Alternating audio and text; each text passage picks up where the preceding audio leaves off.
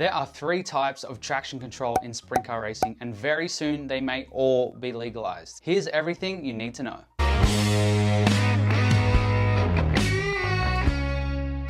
Allow me to explain. I recently had this screenshot sent to me by someone heavily involved in the sprint car racing industry. This screenshot is taken from an email that was sent out by the Secretary of the sanctioning body of sprint car racing in Australia, the Sprintcar Control Council of Australia. Cool logo, I know. I posted it on the Sprintcar Hub social pages and a bunch of you were pretty opinionated on the topic, so I decided to make a video on it. Here's the thing, not only does this affect every driver, team and series involved in sprint car racing, but it is also an extremely difficult subject to get information on, as no one really wants to be the first to speak out about it, including the person who sent me this screenshot. In this video, I'm going to answer as much as I can about traction control in sprint car racing. If you're new here, please help me out by giving this video a like. It helps me out a lot. So, what is traction control and why is it used? Traction control is the ability to limit slippage from the driving wheels of a car. Although it works differently, your car probably has a traction control button. It's the one with the car diagram and little squiggly lines. And if you turn it off and hammer the throttle, your car will probably spin its driving wheels. I'm not telling you to try it. In the case of sprint car racing, it's a massive advantage where traction control stops the rear wheels of the car from over-rotating, thus giving the car many benefits, of which are better grip, less tire heat, and less tire wear, which makes the car easier to drive and results in quicker lap times. When was traction control first used? It's difficult to say. I do know that it's nothing new and has been discussed in sprint car racing for a lot of years. It feels as though this is sprint car racing's version of doping in cycling, where it has been kept quiet for too long. It's like any sport. Anyone who wins repeatedly is accused of cheating. And in sprint car racing, it's by using traction control, apparently. Whether it was around 30, 20, or even 10 years ago, there's no doubting that it is definitely here now. So how does traction control work? Okay, so there's a lot to digest here, so stick with me. There's a few different versions depending on what your series defines as traction control. Here are the 3 that I'm gonna break down. The magneto retard switch system, crank trigger switch system, and 3, the one I'm most concerned about, self-learning and Bluetooth traction control. To explain the 3 versions of traction control, I need to give you a quick tech lesson. Whilst a modern road car engine uses coil packs to light the spark plug, a sprint car's engine usually runs off of a magneto. The magneto is spun by meshing a helical gear with the gear on the engine's camshaft. As the magneto's cam rotates past the magnetic pickup, voltage from the ignition box transfers to the rotor and then onto each terminal, which sends voltage through the ignition leads and onto the spark plugs, igniting each cylinder. In order for each cylinder to fire at the right moment, it's extremely crucial to set the magneto's timing. That's what these lines here are for. The 3 traction control systems are ways to retard the timing, which then makes the engine and the car much easier to drive later on in the night when the track gets slicker. Okay, so option number 1, the magneto switch system. This system is banned in Australia but is legal in the States. This system creates 2 pickup points inside the magneto, both of which can be set at different timing positions. Basically, it creates 2 options of timing for the engine, which can be changed by switching between the 2 settings. This switch must be kept under the hood so that drivers cannot adjust it during the race. Number 2, crank trigger with switch system. A crank trigger is an alternative to a magneto. The crank trigger is mounted at the front of the engine behind the water pump. Not every sprint car has a crank trigger. Like the magneto switch system, there is the option to switch between using a magneto or crank trigger using a switch under the hood. Teams will set the crank trigger timing different to the magneto timing so that the timing can be easily adjusted in the pits. This system is also legal in the USA. Number 3, self-learning and Bluetooth. These are banned everywhere, but are the systems that the Sprintcar Control Council of Australia are thinking about legalizing. These devices, made by Davis Technologies in North Carolina, can be connected to any sprint car by wiring it inside an MSD box. I'm told that these systems are hidden in MSD boxes behind the circuit board, and that it's easy to determine whether or not an MSD box has traction control or not. An ignition company has told me that these purple and green wires should be tightly attached to the circuit board. Although if they are loose, you will find that they are attached to a tiny traction control device like this one. You can see it's about the size of a quarter.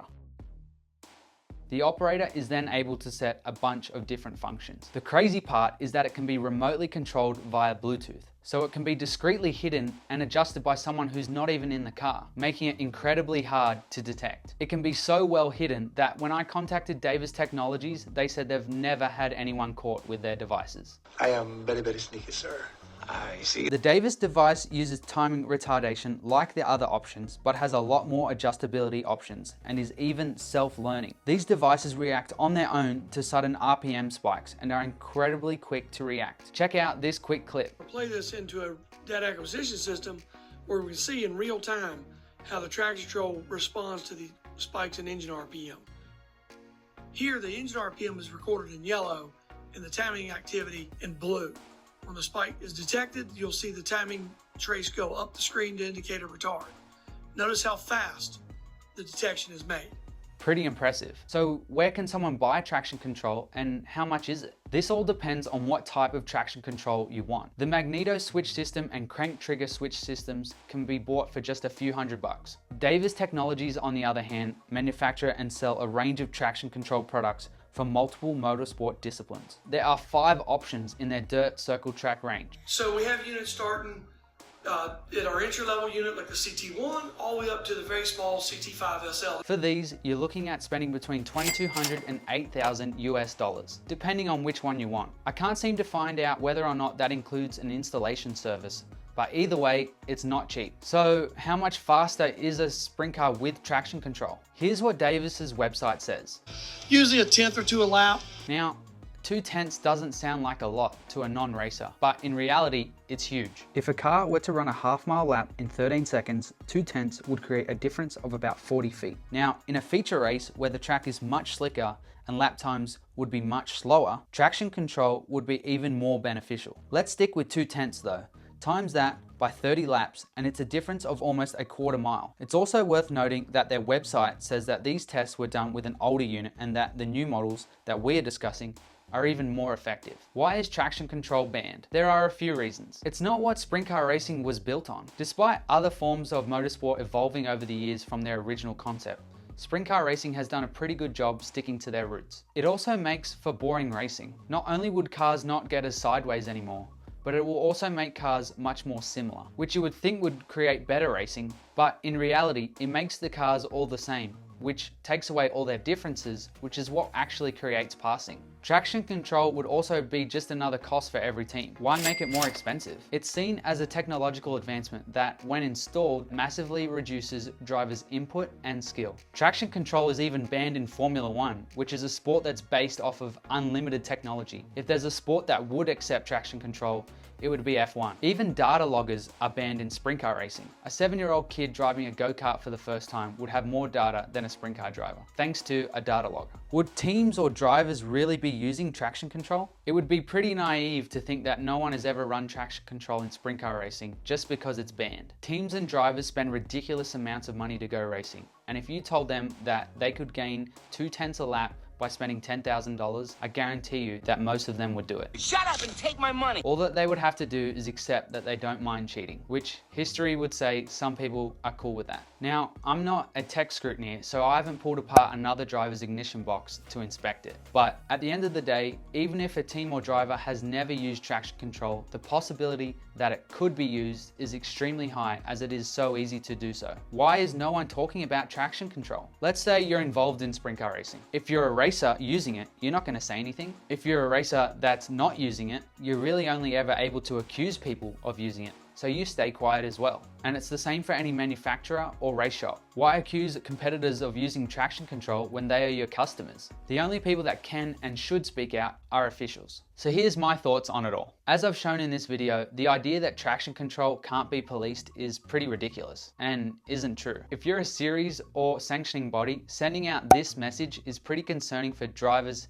teams, and fans. Basically, it says if you are a driver using traction control, keep using it because we can't figure out a way to catch you anyway. The first step is that it needs to be defined as to what traction control is. We need to ask ourselves, why are we making the rules we're making? To save money? For better racing? Make a decision and police it properly. Unfortunately, sprint car racing does not have a worldwide governing body that every series aligns their regulations to. So for the time being, there will be different interpretations of traction control and different rules on what will be allowed. Is traction control a switch that allows timing to be adjusted between two positions? Should the switch be allowed, but just not adjustable from the cockpit? Or is the real problem the purposely hidden wireless version that any crew member can adjust whenever they feel like? Either way, the very least officials can do is inspect the top 3 finishes from any feature race, just like the All-Stars have tweeted right here. Why not go a step further and use a tag and seal system so that ignition boxes can't be tampered with? Yes, it's difficult to find, and yes, it's more work, but just legalizing it because it's